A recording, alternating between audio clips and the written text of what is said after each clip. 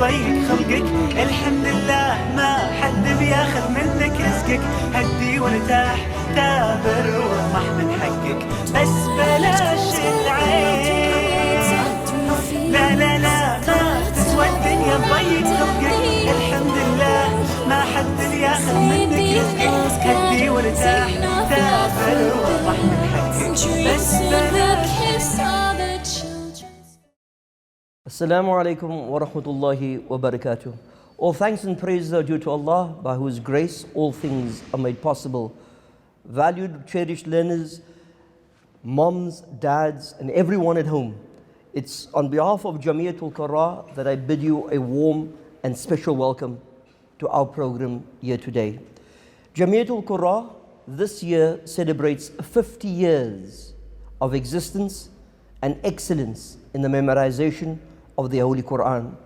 Jamiatul Qurra, situated in Schaapkraal, here in the southern part of Africa, in beautiful Cape Town on this particularly gorgeous day, has enjoyed a history, quite honestly, second to none.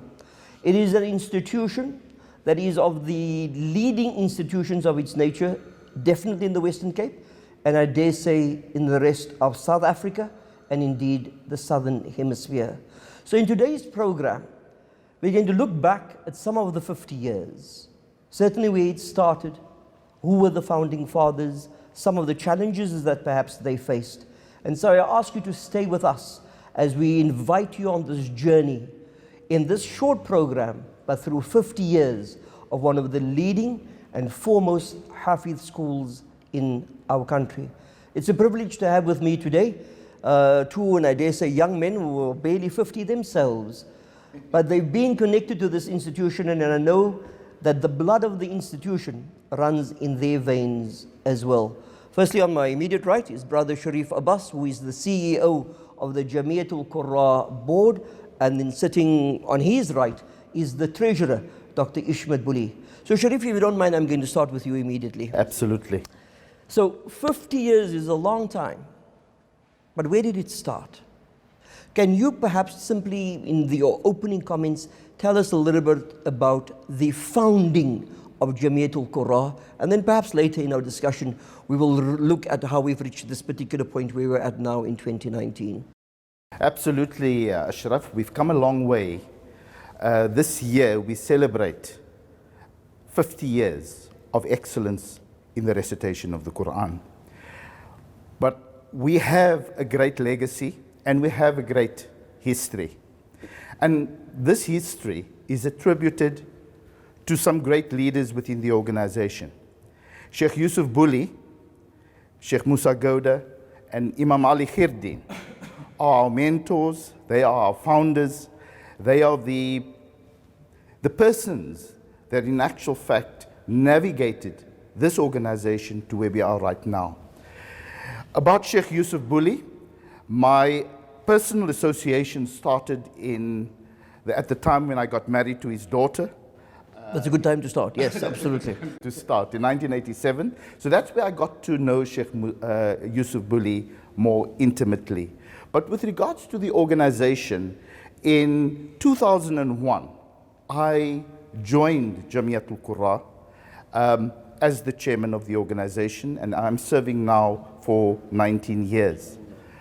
But the history and the legacy was conveyed to me orally by Sheikh Yusuf Buli in my many hours that I spent with him.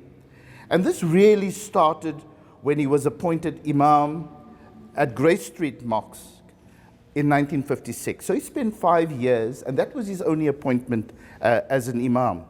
But I think it is during his sojourn in Durban where he honed his skills as a reciter, he honed his skills as a teacher, and of course, a community leader, because as Imam, you're thrust into the position where you have to officiate at many different functions within broader society. Absolutely. Shri, I appreciate what you say, but we're fortunate, as you know, to have the treasurer who makes him your brother-in-law, for this is the son of Sheikh Yusuf Buli. Dr. Ishmael Buli is here with us today. And so Ishmael, I wanted to ask you, as eloquently and correctly, as Sharif speaks about the founding fathers, he speaks about the sojourn and the time Sheikh Ishmael Bulli spent in Durban. But I wanted you to perhaps tell us a little bit before then. You clearly must have then, gone to study, acquired his knowledge, etc., etc., etc. My dad studied in Makkah. Okay. I think he left at the end of 1944, 45. What age would you think that would have been at?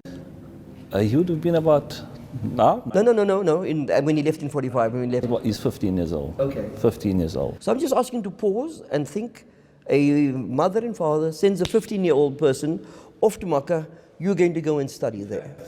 He was in the role to do carpentry. He wanted to be a carpenter. Sure. And something changed, and he said, look, I'm jumping the first ship. The ship is coming next week, and I'm going to his brother was already a Hafiz. Okay.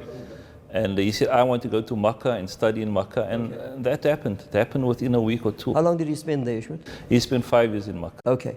And it is then upon his return that... It's on his return, he taught a normal madrasa class, I think it was in the Buakab, okay, together with his brother Sheikh Hanif Bulli, was older than him, about 5 years older than him. And his brother was married at that time, so they didn't earn any money really. And he had to give off his stipend every time to his brother. Okay. This is what he tells me, he had to give off his stipend because his brother was married, you see. Sure. And I think it was after that, after I would say 1956, when he was invited to Durban. Sure, you probably weren't born at the time. Do you have any idea, though? I'm just trying to connect the dots in terms of him getting a posting to Durban. We are in the Western Cape, and so either Sharif or Ishmael, was he sort of headhunted or, He was headhunted, I tell you, because at that time in Cape Town, all the Hufaz, in South Africa, all the Hufaz was sort of all concentrated in Cape Town. Cape Town was known for its Hufaz, And Durban called him up, I think in the mid-50s, and they said, look, you got to come up, we're looking for a Hufaz to do Tarawih Salah. Okay, so it started off with Ramadan Tarawih Salah. Okay. And which mosque was that? He was invited to Grey Street, but if I can recall that they actually felt he was too young, And then Tongaat Mosque took him on. Sure. They said, look, and then Grey Street heard him in Tongaat, and then the whole thing turned around completely. All right. Sharif, so after his time, yes, please carry on. Yes. So the Durban experience was really which allowed Sheikh Yusuf Bulli to think about his future and what he wants to do in this particular space. But he was taken under the wing of the late Al-Marhoom, Mr. A.G. Khan, who was a trustee of the Grey Street Mosque. And Mr. A.G. Khan had heard him recite at the Tongaat Mosque. And they were so enamored with his performance there that they took him for, I think, on Laylatul Qadr to recite at Grey Street Mosque because he had the full, recitation that he had to complete. So I think the 28th night he went to Grey Street. And after that, the Musallis were so spellbound with his recitation. And his favorite, surah was Surah Ar-Rahman. And I think he recited that on that particular night. And there was no doubt that he was going to get appointed to Grey Street. But let me say to you that the core of his first 20 Hufaz graduated during his 5 years in Durban. And I can just mention a few of them. If you know, Judge A.B. Muhammad was one of his first students. Okay. So sorry, people like A.B. Muhammad were students in Durban at the time? In Durban, that used to come in the afternoons to Grey Street Mosque and learn the Quran, school in the morning and afternoon hifz, and completed in 3 years. Okay. Yeah. So Hamda, Sharif, I'm just trying to establish very clearly, this is obviously before the establishment of Jamiatul Qur'an per se. This is Sheikh Yusuf Bulli, his love for the Quran, his commitment to it, and the hadith of Muhammad sallallahu alaihi wasallam when he tells us the best of you is those who study the Quran and then teach it. Absolutely. And so this is what he embodied in his daily life per se. Ashraf, perhaps I could tell you, yes, that please. Could actually be called the embryonic JEQ. That is that's the genesis. Sure. All right. Of JEQ per se.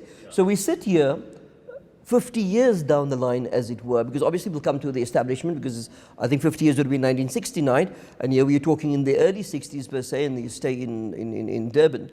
So when he returned from Durban, what did he do then? When he returned from Durban? Yes. Well, let me say he came back in 1961. My wife was born in Durban during those 5 years, but so she could give me the details of when and where. So he came back in 1961, and between 1961 and 1969, it was almost him finding himself in the Cape Town space. Regularly on Sundays and on other occasions, he was reciting with Sheikh Salih Abadi and the broader Jama'ah, the reciters of Sorry Western to Cape. cut you, Sharif, but it's interesting to note that such groupings still exist. That there's still these Sunday morning Quran groupings that are invited to various functions, various masajids.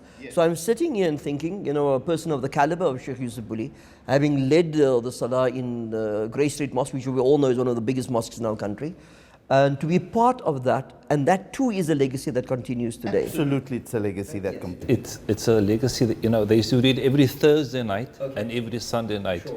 And if you were Hafiz, that is where they tested your mettle. That's where you got tested, the guys. So Ishmael, you would say your dad was steeped in this. Immersed fully. This was his life. Absolutely passionate about it, you see. Absolutely, and my father-in-law, Sheikh Yusuf Buli, told me that his first sitting with the iconic Sheikh Salih Abadi, they were all waiting in great anticipation what is going to happen today. And after Sheikh Buli had recited, there was total affirmation in terms of his quality and his ilk. And he was immediately after the first sitting accepted into the fraternity. So that happened between 1961 and 69. I'm going to ask you to pause. You mentioned, as you correctly say, the iconic, legendary doyen of the Quran, Sheikh Salih Abadi. But for the benefit of viewers who are perhaps not familiar, particularly in the other parts of the country, perhaps you can just, 30 seconds. Well, Sheikh Salih Abadi was one of the doyens of the Quran, as we all know. He was also the leader of Khatam al-Quran, which is an organization that recites the Quran, par excellence. And I do know that to be part of Khatam al-Quran, you have to be fully Hafiz. And the reason I think why Jamiatul Qura was started in 1969, and in my understanding of the history, that the initiative was taken by Imam Ismail Talib, was that they felt that it shouldn't preclude anybody that's willing to recite the Quran, but that to be more inclusive and allow people to develop in this space. So it was a more inclusive grouping, and the objectives of Jamiatul Qura at that time was somewhat different from the other groupings. لا لا لا ما تسوى الدنيا تضيق خلقك الحمد لله لا لا لا ما تسوى الدنيا تضيق خلقك الحمد لله. So, you had mentioned, Sharif, with regards to the establishment of Jamiatul Qura per se, but you were saying that in fact it was a tilawat group, a group of reciters only. It was established as a tilawat group. And the names of the individuals in that? Well, there were many individuals. The people that recited there was Yusuf Khabir, was Mutaqasim Solomons, Noor Hendricks, Sheikh Abu Bakr Najjar, Sheikh Musa Gouda, Sheikh Yusuf Buli, Ismail Suka. The cream of the cream. The cream of the crop, Imam Malik Hivel. They were the first reciters of Jamiatul Qura. So for me, thus, 50 years down the line, we're celebrating, looking back, and obviously, inshallah, looking forward with regards to this 50th anniversary of Jamiatul Qura. It's interesting to note that it didn't start per se as a school. So I'm going to ask Ishmat. Ishmat, what happened to cause for this group of reciters titled Jamiatul Qura to morph, to evolve into a school where the Quran and its memorization was taught and learnt? Okay. When my dad returned from Durban after the 60s, he established a business called Buli's Meat Products, He needed to work, obviously, yeah, sure. He needed to earn a living, and it was at that very business, in fact, all businesses that he had, he actually taught at his business. Sorry, let me understand. So he'd be conducting business and that, but students would come to him. Private room there, and students sit. Come and recite here quickly, let me check your lesson. Yeah, okay. And so it came to 1969, and as Sharif said, it was a Tilawat group. The guys were just reciting Thursdays and Sunday. And my dad said, look, it's time that we actually put back into the community and do something. Instead of just reading Thursday, let us start teaching. He was very passionate about the Quran. It's not only hifz. He wanted every household just to be able to read with proper tajweed. Clearly, I mean, that's very evident if you're sitting and saying to me, because I think, in terms of our earlier chat, you had your uncle, his elder brother was Hafiz, who was prepared to give away his stipend. Age 15, he went to Saudi and studied in the Haram itself, and then returned and spent some time in Durban. And so, as I said to you, and I mentioned these words earlier, immersed and steeped in the Quran. And so, that notion of we need to give back led to the establishment of Jamiatul Qura, the school. Where was that? The first school was in Mowbray. And this was simply to teach Quran. To teach Quran, yeah. And may I just add also on, at that time, they actually had to look for students who wanted to memorize Quran. Really? Yeah. They had to actually go speak to parents, listen, don't you want your son to be Hafiz, and we're going to really to get them motivated. So it started off very small. From Mowbray, it went to Tennyson Road Mosque. From Tennyson Road, I think it went to St. Athens Road, and then there was a lull again, up till. Okay. But can I come in there, just in terms of the Mowbray, the establishment of the school in Mowbray. Sheikh Musa was the Imam, as Ishmael said, of Mowbray Mosque at the time, so he was also involved in the teaching. But soon thereafter, Sheikh Abdurrahim Salih became the chief tutor, of course with Sheikh Yusuf Buli under his guidance and his direction. But let me say to you, there are about 10 people in this phase, in this very formal phase of Jamiatul Qura that graduated. Muhammad Adams was the first graduate. And let me just tell you the visionary nature of Sheikh Yusuf Buli by involving, at the time, one of the top alims was Sheikh Shakir Hamildin. He was the first adjudicator of Muhammad Adams. In the second graduation was Imam Mirai Abrams. And what he did then was, he took Sheikh Abu Bakr Najjar to be the adjudicator. In the third graduation, and there were several doyens that we see today, such as Abdullah Waldin, Abdullah Hudsenberg, Farid Majid, Ismail Davids, Ridwan Sali. They were the third cohort of graduates. And who did he take for that to be the adjudicator? Sheikh Salih Abadi. What he had done was to get these doyens of the Quran and of Islamic scholarship to give their stamp of approval on Jamiatul Qura. And these were all great people. And subsequent graduations was Kashif Basadin and Faiq Basadin and Shamil Suka. Yeah, if you don't mind, Sharif, we'll come to the graduates at a later stage, okay? They're all great scholars of the Quran today. In fact, that's the point that I just wanted to make. For some people outside of Cape Town, these names might sound foreign to them.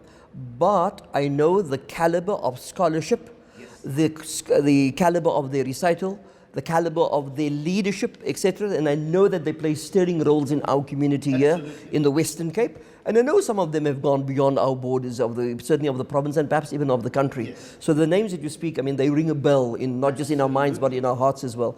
And then I want to latch on with you, when you speak about the visionary nature of Sheikh Buli, to include persons who would adjudicate, but of the nature and the caliber of the names that you mentioned. Because what that did do, as you correctly say, is to affirm then the standard of JEQ. Absolutely. So once, say, after the third cohort, in inverted commas, we should be saying, the affirmation of the late Sheikh Salih Abadi, the sky was the limit. Was there then this huge influx into the school per se? Was there a need for bigger premises? Or where did we go? You mentioned earlier Mowbray, so what happened then? Look, after Mowbray, it was Tennyson Road, then St. Athens Road, and then it took a bit of a lull, right? Sure. Then my dad started teaching at his house. Sure. And that was the start of, they called it the Yusufia, named after him, the Yusufia Madras. And I think he had 100-odd students at his house. So he taught in his house, people sitting in the lounge or whatever else the case may be, all over the show, and he taught. Yeah, so, and it was just getting too big, and that's why they said, look, JEQ. But he always taught under the banner of Jamiatul Qura, not. So again, this name that started with a group of persons reciting, the late Sheikh Yusuf Buli having the realization that we need to give back, they formalize that into an institution of learning and teaching. Just as a matter of interest, we were talking about all the different shuyukh and the doyens out there. Jamiatul Qura was actually named by Sheikh Mahdi Hendricks of the Azavia Masjid. Okay. He actually named it. I want to, because we're going to come close to wrapping this up. So, and we will obviously in future programs revisit the time at Yusufia, etc. But so you had a couple of hundred or maybe 100 odd students there. What made the move to then a setting and a place outside of Yusufia, outside the blessed home of Sheikh Yusuf Buli? That is the era of Sharif. Okay, that's the visionary on its own. I'm not done with Yusufia yet, because that was an astounding era of major production of Khufal. Sure. The advancement of the whole Hifz program. You know, this was also the era when the Trawi was being recited on radio, and Quran was being recited on radio, and Sheikh Yusuf Buli used to monitor that. Sure. And he would not allow anybody to go public and not recite properly. Okay. And if any mosque had an imam leading the salah or a student leading the salah, he would phone and say that there's a problem. Okay, really. Now again, this is his own teaching, his trip in Durban, and then the Salih Abadi relationship here. Absolutely. Okay, so that in terms of quality that was being sent forth from JEQ, the home of Sheikh Yusuf Buli, there is no doubt that was of the highest standard. It was of the highest standard because it is a methodology that stems right from the time of our beloved Prophet, right through the Maliki link. We'll examine the methodology at some time. Absolutely, and his ustad was Sheikh Abdul Rahim al-Maliki. And this was the methodology that was used in Yusufia, that's still used in Jamiatul Qura today. Alhamdulillah. On that note, Sharif Abbas and Ishmael Buli, I'm going to give you both 30 seconds just to wrap up. It's given us, we started out right in the beginning, dear viewers, with regards to where did JEQ start. It's okay to say we celebrate 50 years. The mere fact that Jamiatul Qura exists for 50 years is testimony to the legacy of the founding fathers. It was a, inverted commas, really with respect, I say a product that wasn't going to stand the test of time. In fact, this is an institution that has grown from strength to strength. And so looking back, you take us down this road of nostalgia and tell us of persons that we've heard of and that we've sometimes been blessed to be in the company of, but people who have instilled in their lives firstly, in the lives of those around them, and then in students, love for Quran. Where is JEQ at the moment? Quickly, Sharif. Absolutely, we're in a new phase. What we've done is, we've looked at Sheikh Yusuf Buli, we've looked at Sheikh Musa Gouda, we've looked at Imam Ali Khirdin, and we saw what they have brought together as leaders. And we're trying to re-inculcate in our organization that kind of leadership that has passion. I look forward to exploring with you with that in programs to come. Ishmet? My quick last 30 seconds. Yes. 5 seconds. There's tremendous barakah in this organization, inshallah, and I hope, inshallah, that we will be able to carry through this. Inshallah. I mean, to our viewers, it's been our attempt, and we hope to do so in a number of succeeding episodes, to tell a little bit more about Jamiatul Qura. Today, we just decided to whet your appetite. In order for us to understand where we're at, and definitely where we're going, we need to understand where we come from. So we shared with you today a bit of the history of Jamiatul Qura. 50 years, established in 1969, it celebrates its 50th anniversary this year. And so, to our guest, Brother Sharif Abbas, Ishmael Buli, the CEO and the Treasurer, I say Jazakumullah for your presence and look forward to learning about the institution itself, and crucially looking at, as Sharif speaks about, the methodology and inshallah the legacy to come. Wassalamu alaikum wa rahmatullahi wa barakatuh. لا لا لا ما تسوى الدنيا تضيق خلقك الحمد لله ما حد بياخذ منك رزقك هدي وارتاح تابر واطمح من حقك بس بلاش العين لا لا لا ما تسوى الدنيا تضيق خلقك الحمد لله ما حد بياخذ منك رزقك هدي وارتاح تابر واطمح من حقك بس